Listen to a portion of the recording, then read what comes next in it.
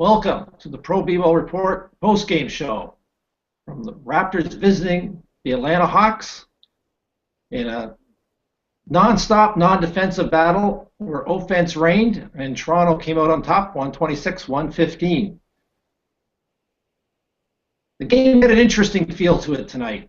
According to the official stats, there was over 16,000 people watching the Atlanta Hawks play, although it's pretty hard to figure out where they were all sitting because the arena didn't seem that full and the building was awfully quiet, especially in a game where there was non-stop scoring and defense was decidedly optional on many of the plays.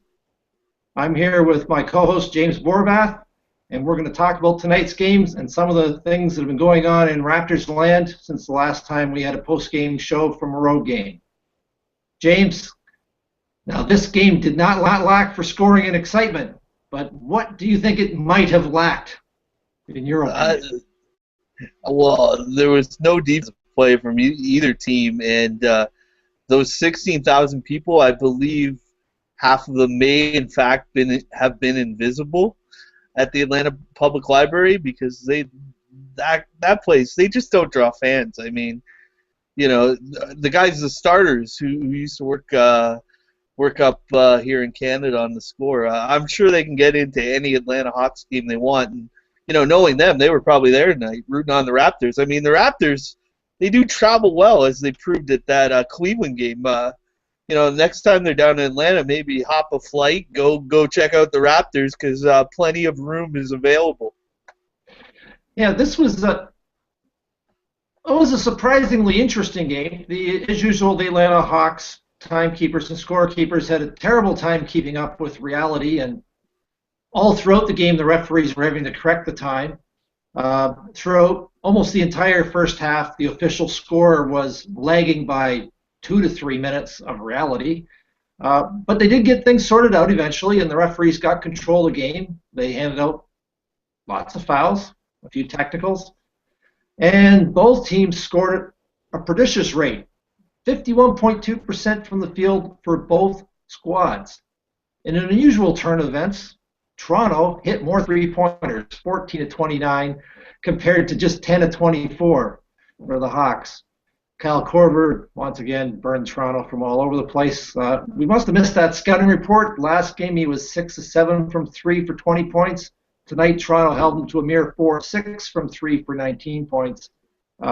That is one area it'd be really nice to see the lads from TO just figure out that Kyle Korver can shoot. It was a great game for DeRozan, 27 points, although he might have looked a little frustrated at times. Lou Williams, not surprisingly against his old club, put up a 22. And Grievous Vasquez had the breakout game we've been waiting for all season with 21 points. Maybe he should be thanking the fact no one really wanted to guard him. But I wouldn't want to take away he shot great. Yeah, and I want to see the job description for Atlanta scorekeeper. It must be nice. Knowing of time, mathematics, all optional. If you're on a work release program, this is the job for you.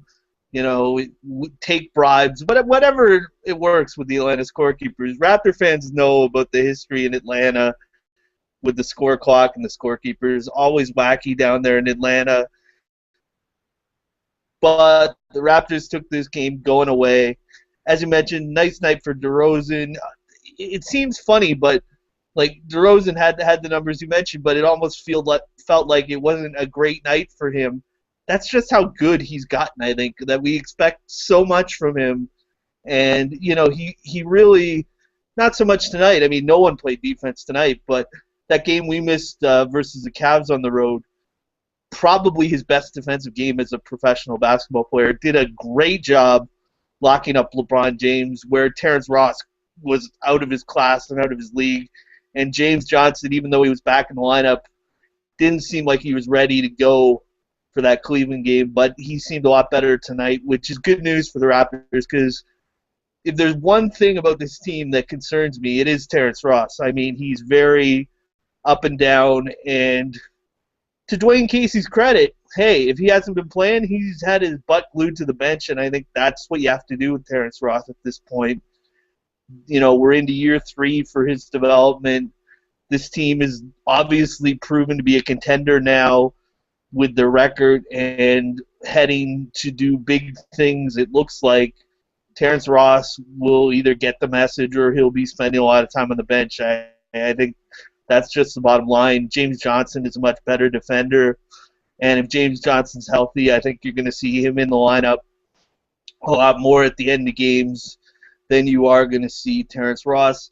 The one thing I'm still a little confused by, and we were talking about this a little bit before we got rolling with the broadcast, I'd like to see Jonas in there more at the end of games. We're not seeing that, and I'm not exactly sure why. I mean, the Raptors, they're matching up with teams playing smaller lineups, but I don't think they have to necessarily all the time.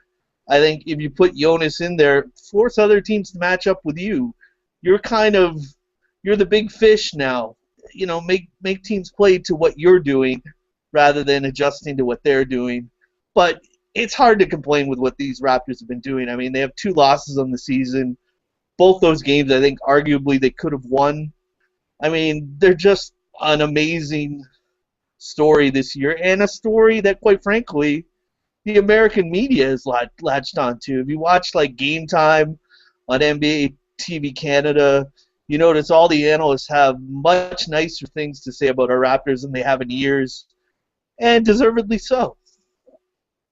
Yeah, and this was a typical game that might encapsulate Terrence Ross's season. First half, 4 for 4, 12 points. You wish he shot more because he was on. Comes out to start the second half, misses 3 shots in a row, and fairly quickly finds himself parked on the bench because Coach Casey has options. Lou Williams has another big night. He's consistent. He hits those shots at the end of quarters. He creates the foul contact. He's not afraid to shoot. And that fourth quarter, the Raptors just slightly played that little bit of defense necessary, even though both teams shot 47.8% from the field. But James Johnson comes in, gets 2 blocks in that fourth quarter.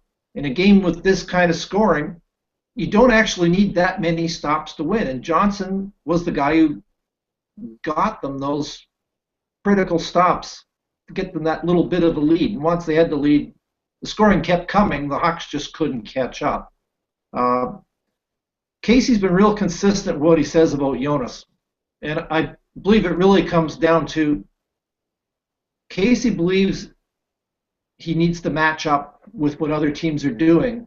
And unlike last year where at times he didn't have the guns to match another team but went small, this year you throw out Kyle Lowry, DeMar DeRozan, Lou Williams, Grievous Vasquez, you could match up as small as the other team wants to go, and you can just keep firing along with them. You actually might be better. And we saw a lot of that against the Suns, or except for that half a period in the fourth. Toronto was able to just roll with them.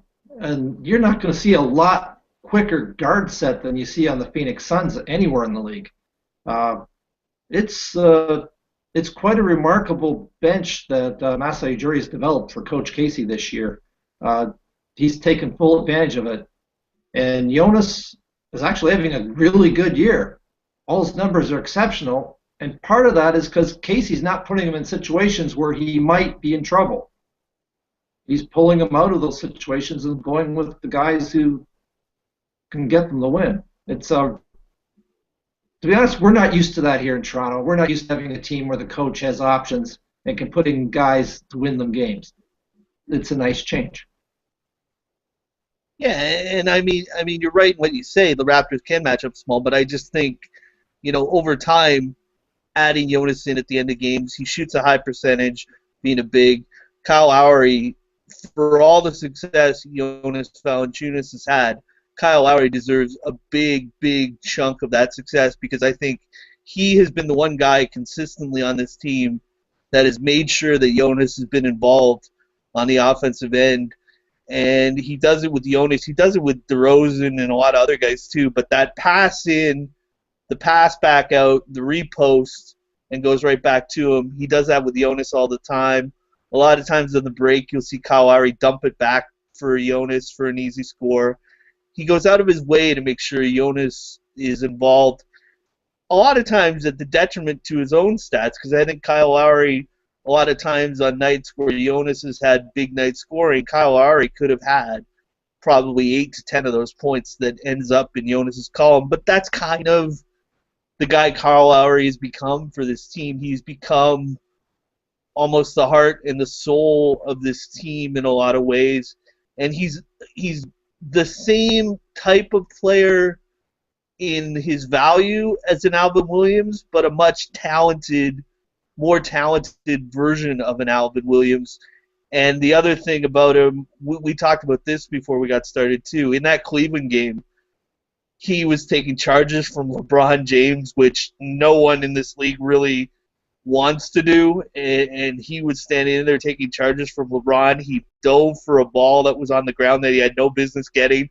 Not only got to the ball, had the sense to call a timeout. Just really smart and heady play from Kyle Lowry, night in, night out. Even tonight, at times, Jeff Teague was battling with him on the stat sheet fairly well, but in the end, Kyle Lowry has another, great night at the office, and he really has done a tremendous job getting this Raptors team to score the way they do. I think coming into tonight, they were like the second highest scoring team in the league. Kyle Lowry deserves a ton of the credit for that because he's been running this offense at a really high pace. And I think it was, 6 guys in double digits tonight? So, he's spreading the ball around. Everyone's getting their touches.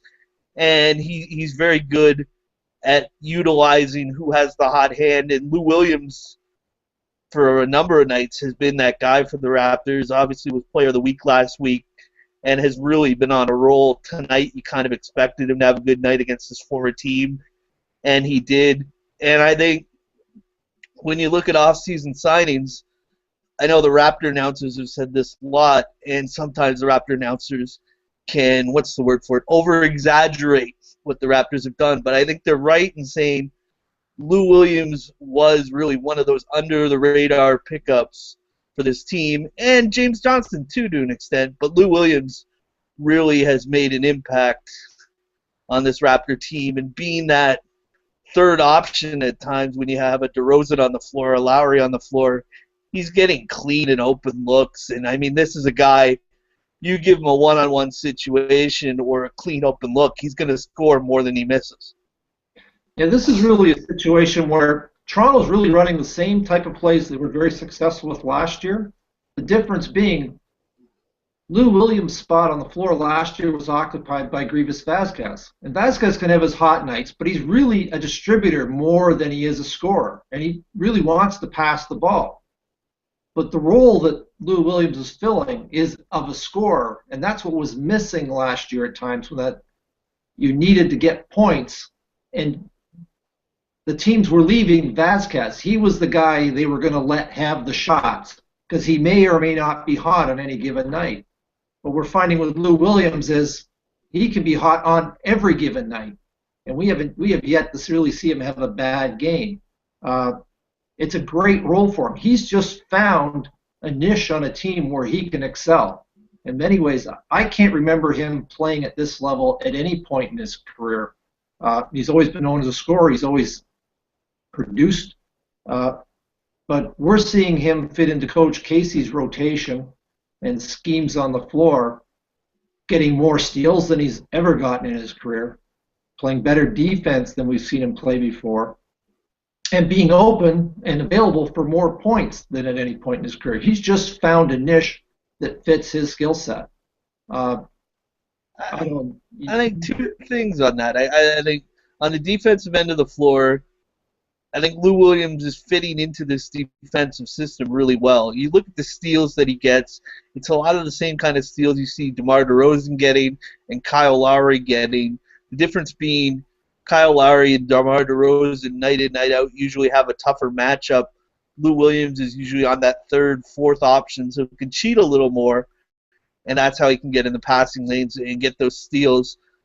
On the offensive end, I think he's playing with the most talent he's probably played with in his career. He played in Philadelphia and Atlanta, and he's coming off an Achilles injury that he had for most of the year in Atlanta and didn't really have a good year in Atlanta. But when you listen to doctors and you listen to former players, They say it takes about that year and a half to really come back from an Achilles injury, and we're starting to reach that point in the calendar for when Lou Williams was hurt, and he's starting to look like a guy who is fully confident in his body and his abilities, even to the point of cockiness at times. Like, he's been taking these one-on-one situations, and one of my favorite Raptors of all time, as most people know, is TJ Ford, and he's doing those kind of things at the end of clocks like TJ Ford used to do, where, yeah, I'm going to shoot the ball, and everyone else on the floor knows it, but you're not going to be able to stop it.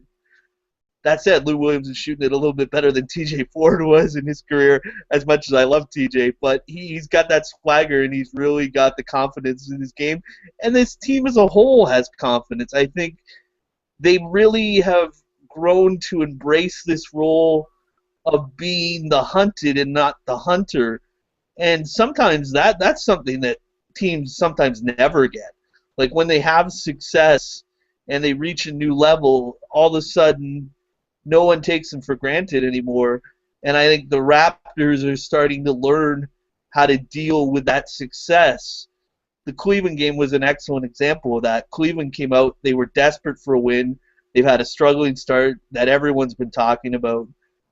Took Cleveland's probably best punch that they could possibly offer in that game and came back and really blitzed them by the end of it and left LeBron James questioning his team and really wondering what's going on there in Cleveland. But, you know, the Raptors probably didn't get the credit they deserved for that win. It was more about Cleveland losing. But that was a quality win against a quality opponent.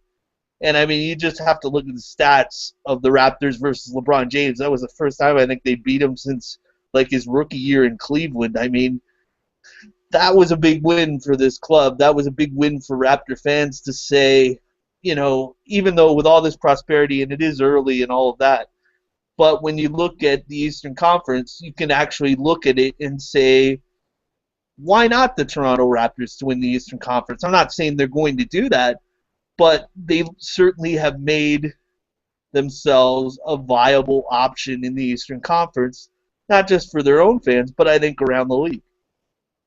The Eastern Conference was open coming in. What we see from Chicago is pretty much what you expected, that there would be concerns. Paul Gasol had plantar fasciitis. He had vertigo problems. He has knee problems. He's 34 years old. When he's healthy, he's still an unbelievable talent, possibly one of the best centers in the league when he's at 100%. But he's not going to be at 100% the whole year. Derrick Rose coming back after being away for 2 years. No one should be surprised that he has a hamstring injury, that he tweaks an ankle, that he has minor problems all season as he gets back to playing basketball. It's not that easy to take 2 years off. And the expectations were really set high for Chicago because, well, if Derrick Rose was Derrick Rose of 3 years ago and Paul Gasol is Paul Gasol of 3 or 4 years ago, you've got a powerhouse team. But they may or may not be able to put this all together this year. The Cavs. Yeah, but that was the Knicks' philosophy for years. What guys were 3 and 4 years ago, it doesn't work out so well, and it's concerning with Chicago. Not so much that Derrick Rose is having the injuries that he's having and all that, but his mindset about them is very disturbing. He almost seems like a guy that isn't willing to push through any kind of an injury, and he's very gun-shy at this point. And it's funny, you look at a guy like Amir Johnson on the Raptors, who's the total opposite of that. If Amir misses a game, it's not because Amir didn't want to play. He probably did, but they forced him not to play. He's that guy that wants to be in there all the time. Derrick Rose is the exact opposite of that right now. And Chicago just is always going to have trouble with adapting to who's in their lineup. The thing that they have, and it's something that the Raptors have, although we didn't see it tonight, is that fundamentals on the defensive end of the floor, and Thibodeau is the exact reason for why that is. And they get by a lot of times with their defensive play, and that's the core of what they are. But you're right, Gasol and Derrick Rose, it's kind of iffy. I mean, the one team that has been impressive and doesn't really have a lot of issues right now is Washington Wizards. They look like if the Raptors win what they were doing, the Washington Wizards would be the talk of the Eastern Conference right now because they came out and had an impressive start to the season, did all of that without Bradley Beal, and now he's back, so that makes them even better. I think the Wizards have been almost as impressive as the Raptors, and they become a team now. I think the top 4 teams in the Eastern Conference have kind of separated themselves with Cleveland waiting to be a part of that 4.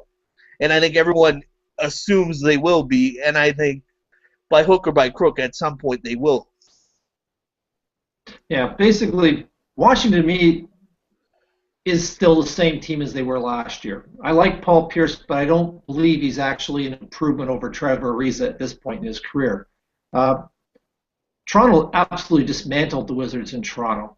And although people like to talk about they're missing Bradley Beal shot 30% against Toronto last year over the 4 games. He was absolutely atrocious in each of the games. He did not have a good outing against the Raptors last year. And Wizards were 9-3, but they've lost 2 in a row. And last night, they lost to these Hawks on their court. Well, yeah, but it's a tough place to play, Steve. We saw those fans. They're very passionate in Atlanta. I mean, it's a tough place to play. But no, I just think the Wizards do deserve a lot of credit. I think Paul Pierce, yeah, he's not who he used to be, but for a Wizards team that really lacks any kind of a veteran presence, boy, oh boy, Paul Pierce gives them that in spades. He has championship pedigree, and all those years with the Celtics, it's something that I think this Wizards team can draw upon as they go along through the season. But that said, I agree, the Raptors are the better team when you match the 2 of them up, and they proved that when the 2 teams matched up. And I think one of the things that's changed from when we talked the last time till now, one of the things that was really missing for the Raptors is they hadn't played a lot of complete games early on in the season, and it was a little worrisome. And they didn't really have those quality wins to speak of. Now they do. They beat the Wizards. They beat the Cavs. They beat a Memphis team that's extremely good. And like 20 years later, we have the former Vancouver Grizzlies and the Toronto Raptors as the 2 best teams in the NBA. That in and of itself is quite the story to behold. But, you know, the Raptors now, they have some quality wins behind them. And I think with what they're doing, they can win on the road, at home. They can do it wherever you tip up the ball. The Atlanta Public Library, at home, they have a tremendous home court advantage, one of the best in the league. I mean, they really have something going here, and their schedule is going to get tougher and things are going to get a little more interesting, but they have taken advantage of what has been in front of them in spades in this first month of the season. There's no question about that. Yeah, and it's nice to see them get the wins against the really good teams and against an Eastern Conference that everybody's trashing this year because the West has been just destroying them through the early part of the season. Toronto's 4-0 against the West. Yeah, and I mean, last year they had some success against the Western Conference too. Like the Raptors had a winning record against the West for, I think, the first time ever, maybe in their history. I mean, they've never been traditionally all that good against the West, but they don't seem to fear these Western Conference teams when they play against them, and you know that's a good thing. I mean, I think Toronto on any given night can match up with anyone in this league, and really, as a basketball fan and as a coach, as an organization, that's all you can ask for.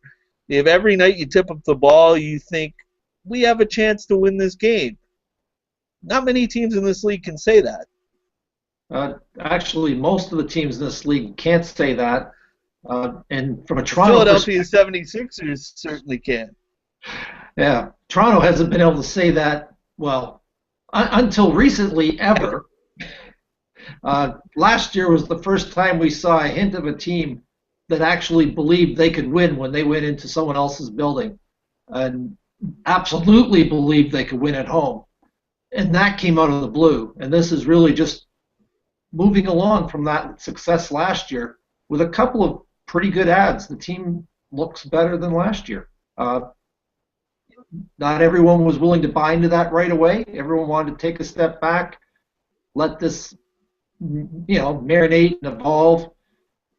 But Toronto was on a 54-win pace last year after the trade. There's not a lot of people who don't believe Toronto can win 54 games at this point after the start they've had and how the pieces have meshed together. It's a good time to Toronto for the first time. You actually really would want to say, other than the excitement Vince Carter gave the team, this is the first time there was been some real excitement that this team might actually be able to have a good playoff run. And there's so much excitement. We've actually forgiven Vince as a community of people. That happened. Vince cried. I mean, who would have thought that now Vince Carter is no longer public enemy number one? And joking aside with that, they did bring up that board during the game. I don't know if you caught it, but they had wins since December 9th of last year. And the top team was the Spurs with 57, which would surprise no one. Tied in second, the Raptors and Grizzlies with 53 wins since December 9th of last year. And that's right around the time the Raptors started to turn this around last year with making the trade and all that they did. And they really haven't looked back. I mean, they made a couple additions with Lou Williams and James Johnson that have been smart. And Masai Ujiri has really put a lot of faith in this group, and they've rewarded him with just effort of play that is really outstanding. And this team has almost reversed their entire identity. When you thought of the Raptors, even when they had good teams, you would enter into that fourth quarter very fearful no matter what the scoreboard said. They've totally flipped that script. If the Raptors have had any problems this year, it has come in the first quarter or the first half. This team closes games. Period. They come out and play that fourth quarter, and they play to win. And even times when teams outscore them, it's because they've had a big lead. But the Raptors, they know how to close games now, and that's a skill as well of a team that has a championship pedigree and a playoff winning pedigree. And the Raptors are showing that. And we're just about to go into what I think most people would view as, well, after the Cleveland game was supposed to be the first big test, we're now coming up to the next first big test of the season, where they face the Dallas Mavericks at home on Friday night. And then they head on the road to play the Lakers.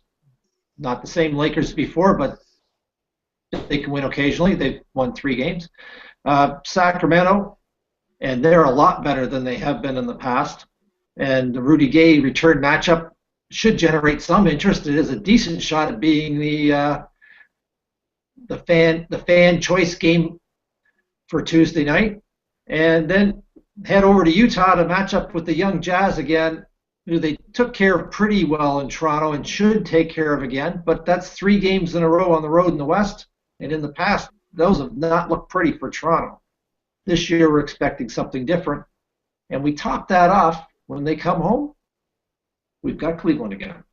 And Cleveland will be motivated for that. Let's make no mistake about that. Kobe, though, he could score his 81, and I think the Raptors are still cool.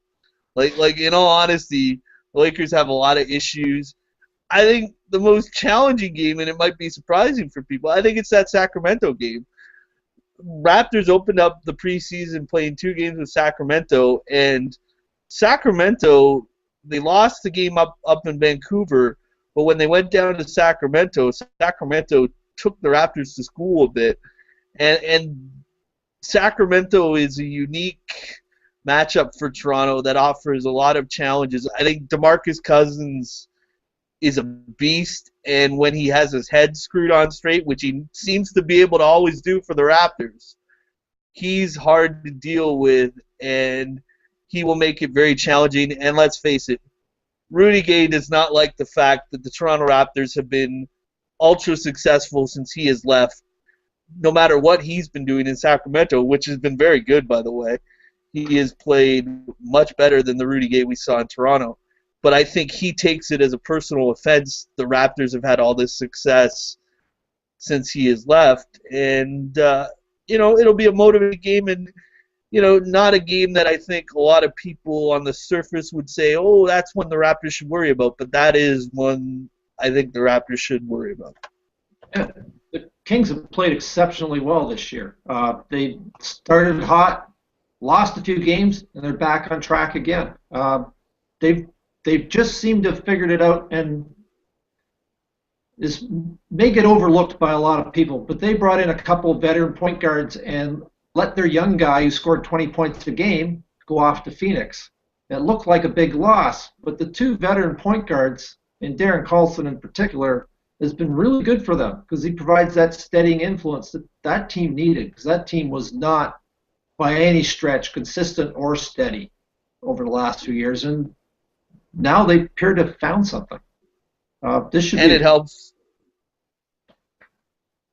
Yeah, and it helps, Rudy Gay and DeMarcus Cousins from killing each other because both of them want touches, and now they have someone who can divide that up because they certainly weren't going to figure that out between themselves. So that's probably a good thing. But yeah, I mean, Sacramento, they're a team. It's very rare you can say that a trade was a win-win for two teams in the NBA, but I think, on the early returns from this one, I think both teams got what they were looking for out of this trade. The Raptors got a bench, and Sacramento got a star in Rudy Gay that they can market and build their team around, and I think both teams got what they were looking for. Yeah, it's worked out exceptionally well for both squads. The Kings didn't really get as much out of it as they would have hoped for last year. They really did need to make that last change over the summer. But Rudy Gay fits in that group. He always was a talent. He just didn't fit in Toronto.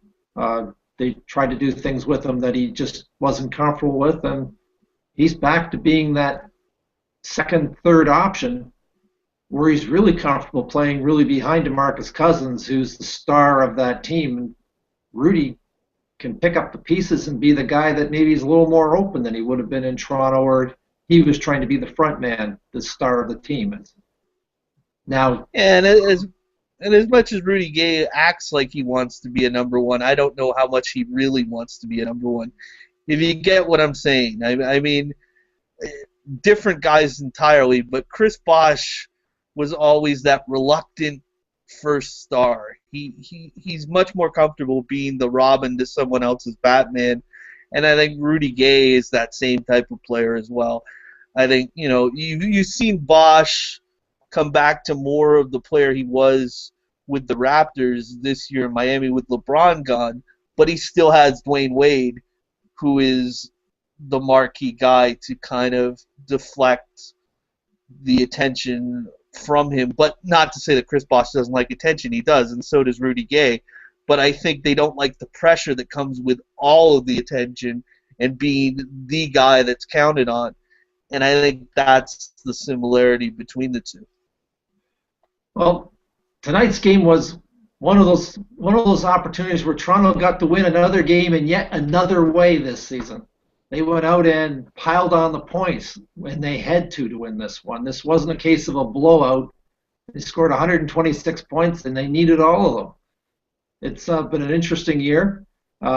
This is probably as exciting as anyone in Toronto can remember, and we really look forward to that matchup on Friday night against Dallas, where they get the one more big test before they head on the road. And we'll pick this broadcast back up on the Western Conference road trip and follow the Raptors as they try and improve on their road record and their record against the Western Conference. And we're anticipating some good things from this team over those next 4 games against some very tough Western Conference teams.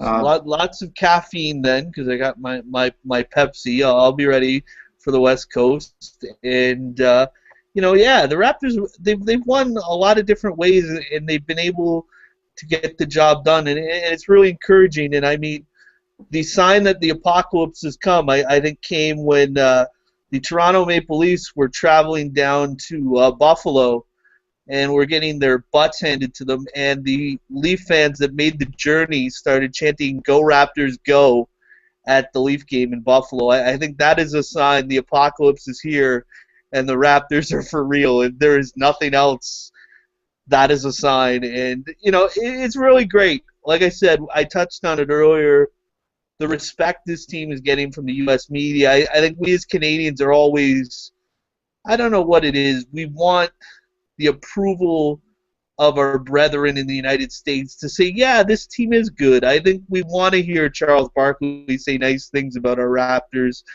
and all those people on the TNT panel. Even though it doesn't necessarily matter, it makes us feel good. And I think this Raptor team has really broken through to the point that people are talking about them in the U.S. And it is funny, they're not on national TV a lot in the U.S. And I think you mentioned those fan voting games. I think a lot of people are going to be interested in seeing the Raptors, and you might see them pick up a lot of national games in the U.S. that very way through those fan voting games, because I think the Raptors are a very exciting team. They're fun to watch, whether you're a fan of them or not, and they're going to be one of the top teams in this league. I think they've proven that at the very least they deserve to be considered in that top four in the Eastern Conference. At the very best, they could be a team that could win this Eastern Conference.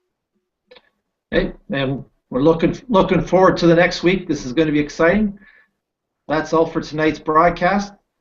I'm Steve Brotherston, editor of Pro Bball Report, and my co-host James Borbath, formerly of Dino Nation, signing off. And be sure to check out the Pro Bball Report website for post-game stories and interviews. We've got a nice story up of Craig Steensma, who told me all about what he's doing in Toronto these days and how much fun he's having playing on a winning team and meeting the fans in the street on his way to work.